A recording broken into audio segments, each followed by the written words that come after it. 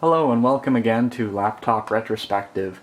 Today we're going to be looking at a project that I kind of started on a whim, and it has to do with the Lenovo X220 again, which seems to be a fairly popular series of videos, so I thought I would share this with everyone as well. And that is how to take one of these docking stations. This one in particular is the Mini Dock Series 3 with USB 3.0, and I'll talk about why I chose this one in a moment, but one of the really great things about it is you can take one of these and make a kind of a poor man's media center for only 30 gold pieces. So in all seriousness, if you don't know what a docking station is, it's a port replicator essentially. So the laptop sits on here, this sticks in the bottom of the computer and replicates a series of ports and options. So you have a power button here, the eject button there. On the left and right hand side there's absolutely nothing on this unit, but if we turn it around we have the power plug, which uses the standard power adapter for the laptop that you already have. You have the display port, DVI, microphone jack, headphone jack, Ethernet, 5 USB 2.0 and 1 USB 3.0 plus VGA. Now, as I understand it, you can run 2 additional displays off this, even though you only have, or you have 3 ports, so just be aware of that if you're thinking about making some kind of massive monitor station. If I recall correctly, you can only get one of these to go at a time, and then this one. But for a media center, it's got everything that we need. Like, we can get a display port to HDMI here if we wanted, although I don't know if it'll send audio, but we can use the headphone jack to export basic audio, or if you have an older setup like the one I'm about to showcase, we're going to use the headphone jack and the VGA port to utilize this little piece of tech. Now, there are many other display port, or pardon me, port replicator options and docking stations for this unit, but this is the only one that comes with a USB 3.0. So if you're like many people who carry around their media on an external hard drive, having that USB 3.0 is going to be an absolute godsend for making sure that your media isn't being bottlenecked across a USB 2.0 connection. Or if you're like me and you have about 3 or 4 NAS drives sitting on your desk downstairs, you're using Ethernet, so that doesn't really matter. But options are good. Let's dive into how we can take one of these and one of these and hook it up to one of those. So let's plug in all of our connectors real quick. So this is our power for the laptop. So we'll go ahead and plug that in right here. We're then going to go and take our male-to-male 3.5mm jack. There's a jack in the back there for headphones or whatever. So we're going to plug that into headphones. We're going to take VGA and we're going to plug this into VGA. Now, I don't know if it's my example here or if it's all of them, but I find this port sometimes needs a little bit of wiggling to make a good contact. So it's going to look like that. And then for added measure, we're going to add a mouse and keyboard setup to one of the USB 2.0s. Like that. The next thing that you're going to want to do is, if you're running Linux anyway, is you want to go into your power management settings under power options on AC power, and when it says the lid is closed, tell it to do nothing. And I will show you why that is the case a little later on.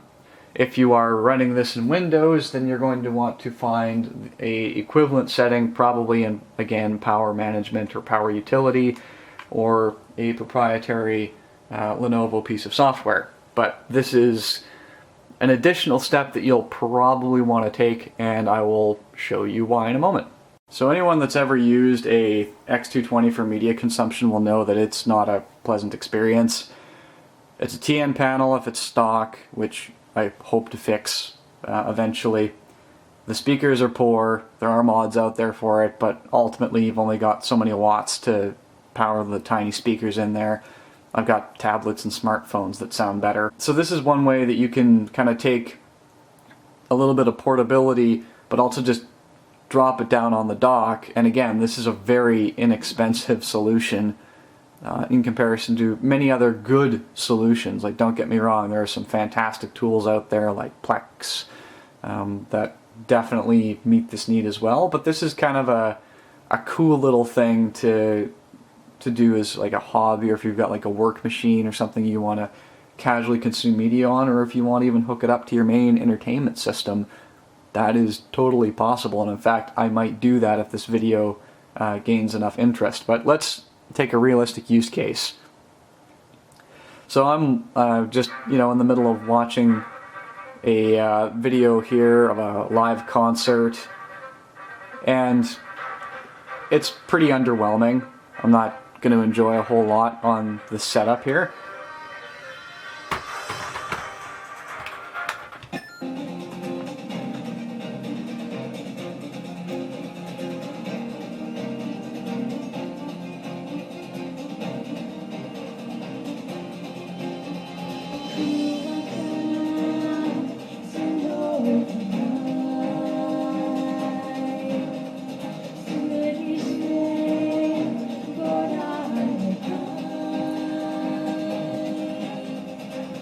So as you can see, that's considerably better experience. Now keep in mind that this panel here is only a 720p little TV that I had kicking around. So it's nothing like to write home about.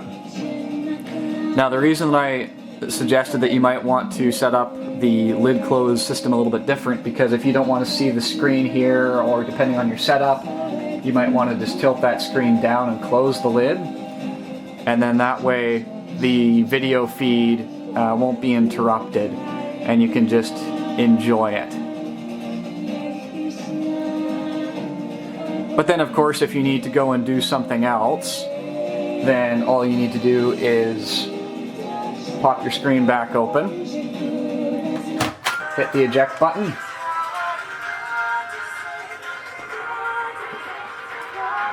and it'll move all the windows over like you'd expect. Alright, thanks for tuning in for another episode of Laptop Retrospective. Unfortunately, the ending footage that I filmed didn't really work out for what was intended. Hopefully this gives you an idea on just a couple of ways that you can utilize a docking station in a different environment than perhaps what it was intended, and that was to kind of have these chained to a desk, and then you could take the computer with you, but then you could pop it back on the workstation. So it was a very work-oriented device, but depending on how you consume media in your house, it can actually be a really cool little media center, and you can access your media files from the computer, from a network drive, from a USB drive that you might have plugged in the back. Honestly, the options are very limitless. This was mainly to give you an idea. And if you like this sort of content, please feel free to like and subscribe. And if you have any questions, please leave those in the comments below, and I will answer them as soon as I can. Bye.